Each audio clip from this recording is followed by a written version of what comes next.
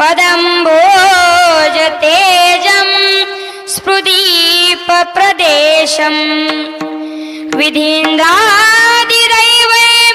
सदा स्तूयमानं समाधिस्थमूर्तिं भजे ज्ञानदेवम्। ओम नमो ज्ञानेश्वराय करुणाकरा दयाळा तुमचा अनुग्रह लाधलो पावन झालो चराचरी। महायोग पीठे तटे भीमरत्यं वरं पुंडलीकाय दातुं मुनीन्द्रे समागत्य तिष्ठन् तमानन्दकन्दन् परब्रह्मलिङ्गं भजे पाण्डुरङ्गं पाण्डुरङ्गा करो प्रथमनमन पाण्डुरङ्गा करो प्रथमनमन ओ पांडुरंगा करू प्रथमनमन पांडुरंगा करू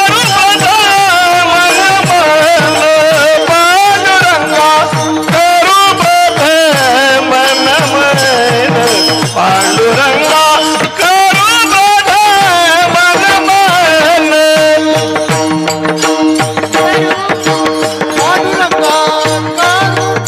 अरे माइक चालू कर लो माइक चालू कर लो अरे प्रथम नमन पांडुरंगा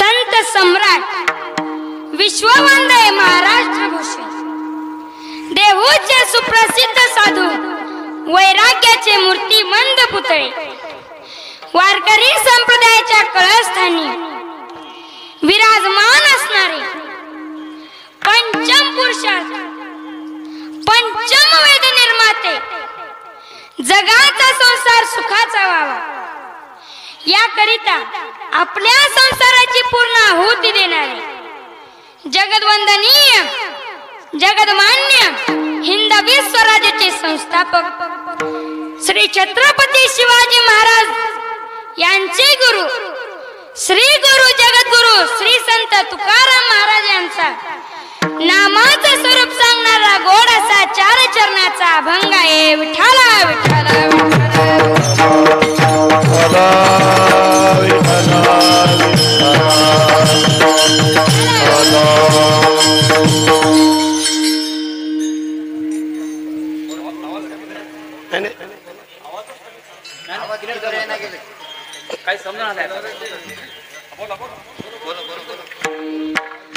अभंगावर बोलण्यापूर्वी थोडासा पर्याय द्यायचा तो असा. अखिल कोट ब्रह्मांड नायक रुक्मिणी प्राण संजीवन पांडुरंग परमात्म्याच्या कृपेने मुक्त कैवल्य तेजनिधी साधकांची माऊली श्री संत ज्ञानेश्वर महाराज यांच्या कृपेने आधी करून सर्व संतांच्या कृपा आशीर्वादाने चालत असलेला असा अखंड हरिनाम सप्ताह आणि या सप्ताहामधील पहिल्या दिवसाची कीर्तन रूपी सेवा ही या सप्ताहाचे कमिटी मंडळीकडून गावकरी मंडळीकडून माझ्याकडे आली याबद्दल मी त्यांचे आभार मानतो. मला वाटतं जवळजवळ किती वर्षापासून चालू आहे? 70-75 वर्ष झाला हा कार्यक्रम चालू आहे. अशाच कार्यक्रमात उत्तर वाढ व्हावी अशी पांडुरंगाच्या चरणी प्रार्थना. बऱ्याच गावचे सप्ते बंद पडले पण आपल्या गावातला सप्ताह अशा चांगल्या रीतीने पार पडतोय यात गावकरी मंडळींचे फार सहकार्य आहे बरं का. सप्ताह कमिटी तर फार मोलाचे कार्य आहे. आपण बहुसंख्येने उपस्थित झालात. उपस्थित असणारे गावातील प्रतिष्ठित मंडळी, ज्येष्ठ श्रेष्ठ मंडळी, तरुण युवा मंडळी, भ्राता भगिनी, टाळकरी, माळकरी, विनेकरी, सेवेकरी, चोपदार, गायनाचार्य, मृदंगाचार्य सर्वांना धन्यवाद देतो. साथ करण्यासाठी उत्कृष्ट टाळकरी आहेत. त्यांचं जेवढं वर्णन करावं तेवढं कमीच आहे. आणि हे जे बारके बारके चिमुकले आलेले आहेत ते कुठून आलेले आहेत माहितीये का तुम्हाला? ते आळंदीवरनं इथं आलेले आहेत आणि ते रोज कीर्तनामध्ये म्हणजे आम्हाला कीर्तनकाराला साथ करतात म्हणून यांच्यासाठी सर्वांनी एकदा टाळ्या वाजवा जोरात. आणि गायनाचार्य महाराज तर फार सुंदरच गातात. काय चाल गायली महाराज दोघांनी पण वा अप्रतिम. आणि पखवाज वाजवणारे महाराज तर एकच नंबर पखवाज वाजवतात. अशी साथ असल्यावर मला कीर्तन करायला काही अवघड जाणार नाही. सगळे कलाकार मंडळी आहेत म्हणून मला काही टेन्शन नाही. काही ठिकाणी आम्हाला पाहण्यात येतं की जे साथीला असतात असं वाटतं काय जणू त्यांना साथीचा रोगच झालाय, मरक्या कुत्र्यासारखे ओरडतात. पण इथं मात्र तसं नाही. उत्तम गायक, उत्तम वादक, या ठिकाणी उत्तम श्रोते आहेत. सुंदर अशी साऊंड सिस्टीम आहे. अजून थोडा आवाज दिला तर देव तुमच्या एका मशनीचे 50 मशनी करेल आणि 7 साऊंड बॉक्सचे 700 साऊंड बॉक्स करेल. माईक सिस्टीम चांगली आहे महाराज, खरंच चांगली आहे. शेवटपर्यंत जर असाच आवाज दिला तर देव चांगलं करेल. आणि गरिबांचे लग्न हिशोबात लावत जा, मोठ्याचे कसेही वाजवीत जा, पण गरीबाचे जरा हिशोबात घेत जा, देव चांगलं करेल. माईक सिस्टीम एकदम सुंदर, विनेकरी सुंदर, टाळकरी सुंदर सुंदर, चोपदार सुंदर, गायनाचार्य सुंदर, मृदंगाचार्य सुंदर, इथे बसलेले सर्व भ्राता भागिनी सुंदर, इथे सगळेच सुंदर, मी एकटाच बंदर. विठ्ठला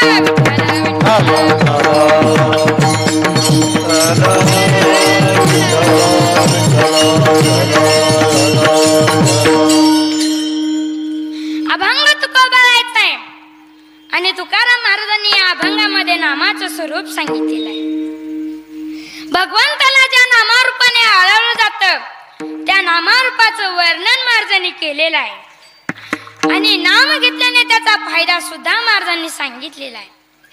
तसं सांगायचं झालं तर नामाची गोडीच वर्णन केलेली आहे. इतर रसांच्या सेवनामुळे जिभेला वीट येतो, पण नामामृताचे गोड जेवढे घ्यावेत तेवढे अधिक गोड असतात. इतर प्रापंचिक रसामुळे मरण आहेच, पुन्हा जन्मने पुन्हा मरणे हे चालूच राहणार आणि जर त्या ठिकाणी जर नामस्मरण नित्य असेल तर संसाराची तुटी होईल. म्हणजे काय होईल? जन्म मरणातून मुक्त व्हाल, अमर व्हाल असे तुकाराम महाराज म्हणतात. तो साधक म्हणायला लागला, महाराज तुम्ही हे नामरस कधी कधी सेवन करता? मग महाराजांनी त्या साधकाला गोड उत्तर दिलं, आमचा आहारच विठ्ठल रूपी नामरस आहे. विठ्ठला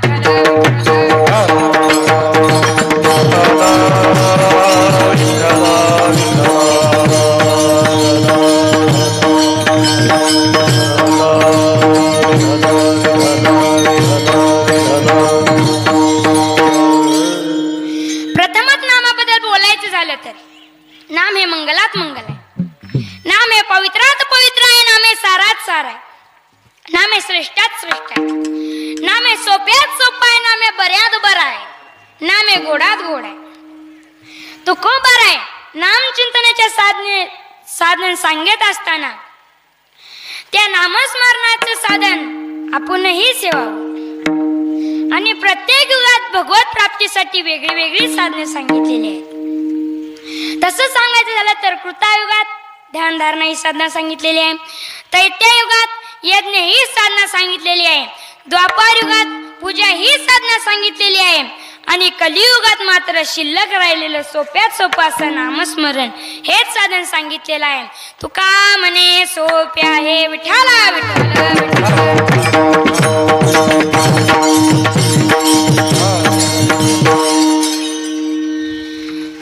विठ्ठल विठ्ठल विठ्ठल विठ्ठल सत्य साच खरे नाम विठोबाचे बरे. नामाचं स्वरूप तुकोबरायाने सांगितलेलं आहे. सत्य साच खरे देवाच्या नावाचं स्वरूप आहे. देवाच्या नावाचा विचार मांडलेला आहे. एक साधक महाराजांना म्हणाला, महाराज मला नामाचं स्वरूप कळाय. नाम हे खरा आहे, बरा आहे, सत्य आहे, साच आहे. सत्य साच खरे बरे नाम विठोबाचे. तुम्ही आहे म्हणताय, नामाचं स्वरूप तुम्ही सांगता, परंतु देवाचं नाव मुखामध्ये घ्या म्हणता. बरोबर आहे. घेई घेई माझे वाचे या प्रमाणाचा जर अर्थ किंवा अन्वय आमच्या बाबतीत लावून घेतला तर तुम्ही देवाचं नाव मुखामध्ये घ्या म्हणता. वाचेला घ्या म्हणता. अहो एखादा पदार्थ जर मुखामध्ये घ्यायचा म्हटलं ना की सरळ आहे, त्याची चव विचारली जाते ते कसं आहे. आंबट आहे, तिखट आहे, खारट आहे, कडवट आहे, गोड आहे, नेमकं आहे कसं विचारलं जातं. ज्याला आंबट चालत नाही तो आंबट खाणार नाही, ज्याला तिखट चालत नाही तो तिखट खाणार नाही. नवीन पदार्थ असेल तर आम्हाला विचारावं लागतं याला काय म्हणतात. मग पुन्हा विचारावं लागतंय खायला कसं आहे, याची चव कशी आहे. बऱ्याचदा असं घडतं की काही काही नवनवीन ठिकाणी वेगळे वेगळे पदार्थ खायला देतात. तो पदार्थ कधी आमच्या पाहण्यात नसतो, काही नसतो. मग विचारावं लागतं याला काय म्हणतात. मग पुन्हा विचारावं लागतंय खायला कसं आहे, याची चव कशी आहे. आंबट असेल तर आंबट चालत नाही, गोड असेल तर डायबिटीजच असणार, म्हणून मनुष्य गोड खाणार नाही. तसं विचारलं महाराज तुम्ही देवाचं नाव मुखामध्ये घ्या म्हणता. मुखामध्ये घ्या म्हणता. अहो त्या नामाची चव तरी कशी आहे. मग महाराज सांगतात मला आलेली चव मी तुला सांगतो, तुझं तू बघ म्हटले अभंगाचं पहिलं चरण. नाम गोड नाम गोड नाम गोड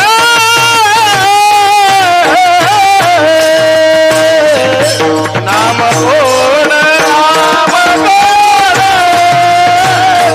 नाम गोड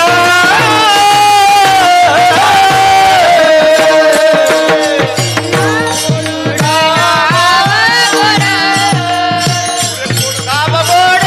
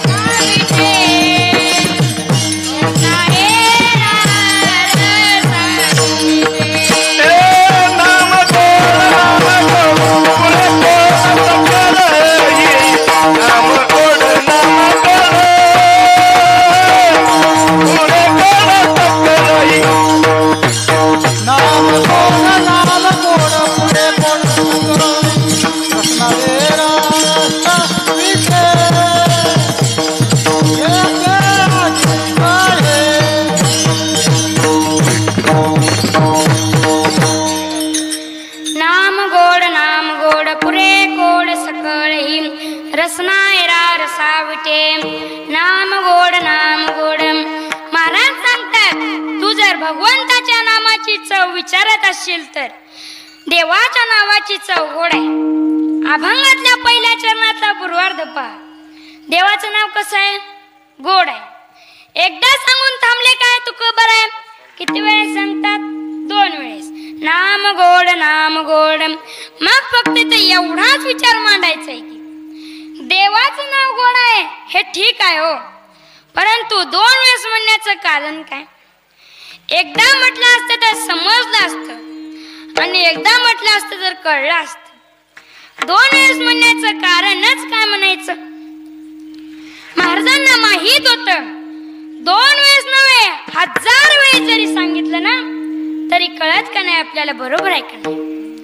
तर पण 2 वेळेस म्हणण्याचं कारण काय?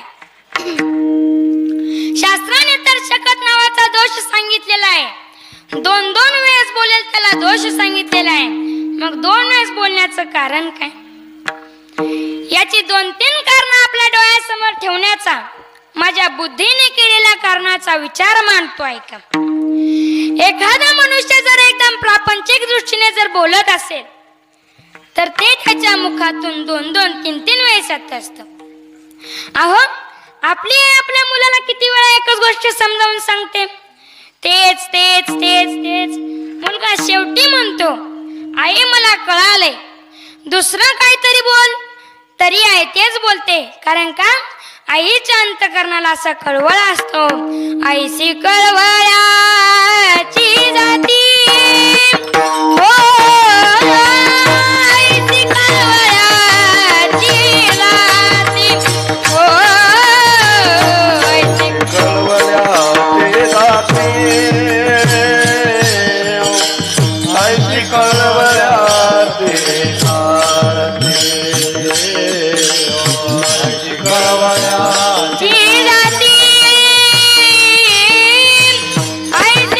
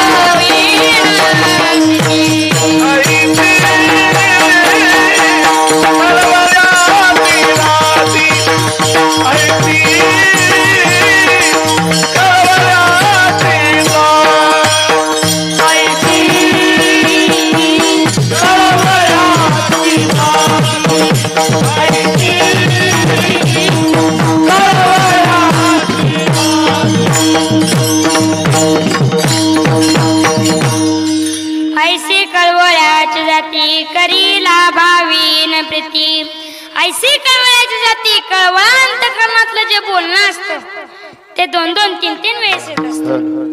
तसं महाराजांना भगवंताच्या नामाविषयी कळवळा म्हणून महाराज कळवळ्याने सांगतात. देवाचं नाव गोड आहे.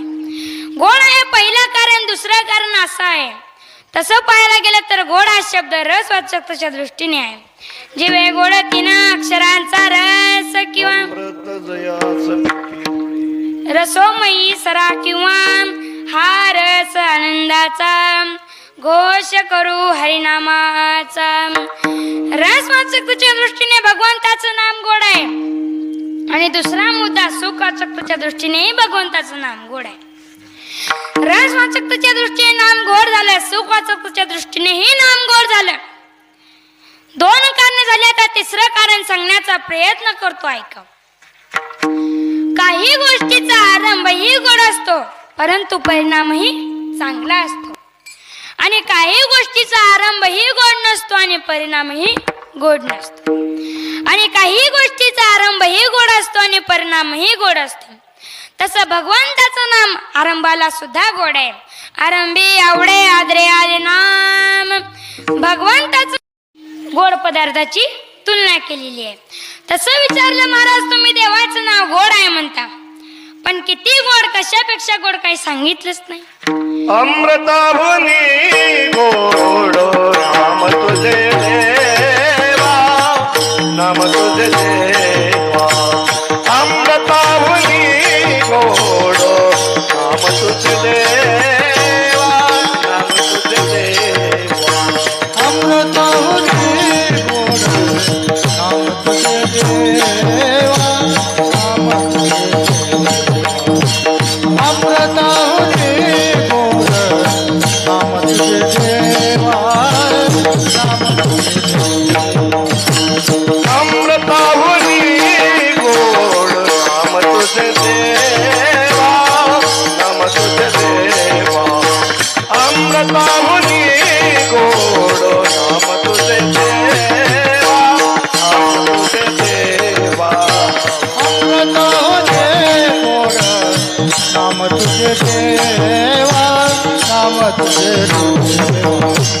अमृताहुनी गोड नाम तुझे देवा, नाम तुझे देवा. मन माझे के सेवा, मन माझे के सेवा. कामाने घे अमृताभुनी गोड, अमृताभुनी गोड नाम तुझे देवा, नाम तुझे देवा. अमृताभुनी गोड नाम तुझे देवा, नाम तुझे देवा. मन माझे केशवा मन माझे केशवा काबान हे. अमृताहुनी गोड नाम तुझे देवा, नाम तुझे देवा. अमृताहुनी गोड नाम तुझे देवा, नाम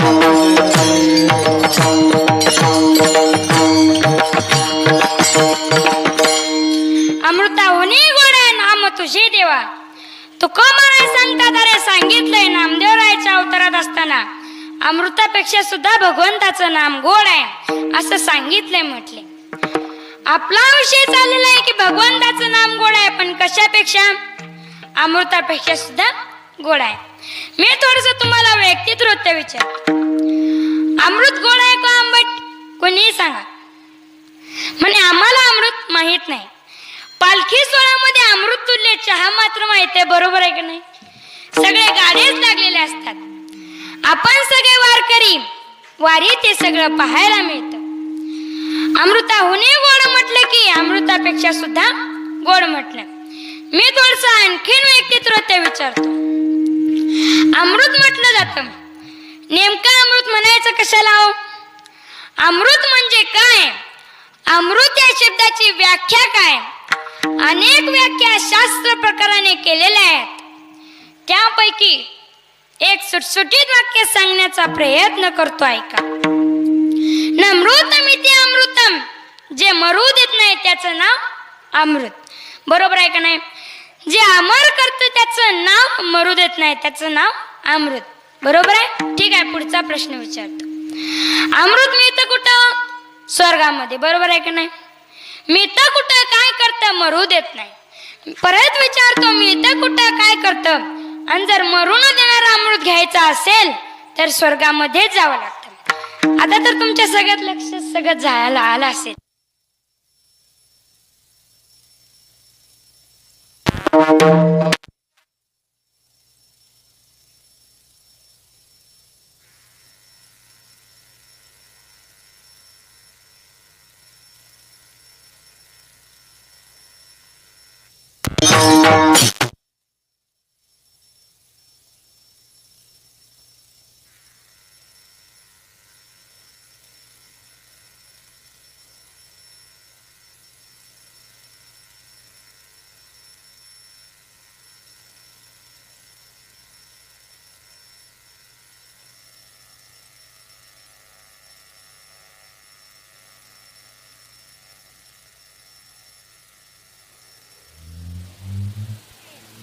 देवामृत आहे, कथामृत आहे, ज्ञानामृत आहे, साधकामृत आहे, सुप्तामृत आहे, तुप्तामृत आहे आणि ज्ञानोपरायण सांगितलेलं नामामृत आहे.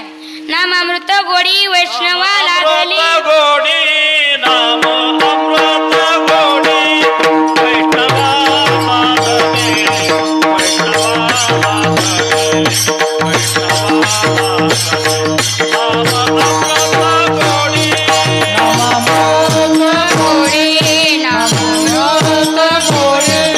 वैष्णवा लागली. वैष्णवा लागले, वैष्णवा लागले, नामामृत गोडे, नाम अमृत गोडी